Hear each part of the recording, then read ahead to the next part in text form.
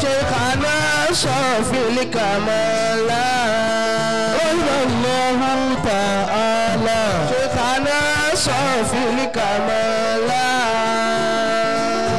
bàbá wa àlùfáà wa Mádìpọ̀ Sùlù Gàmbàrí kàmọ́lá. رحمه الله الكمال bàbá wa àlùfáà àgbà Mádìpọ̀ Sùlù Gàmbàrí. رحمه الله تعالى شيخنا صافي الكمال bàbá wa bàálù lórí àṣeyìkì olóko àfàgbà Mádìpọ̀ Sùlù Gàmbàrí wọ́n ti darapọ̀ mọ́ wa.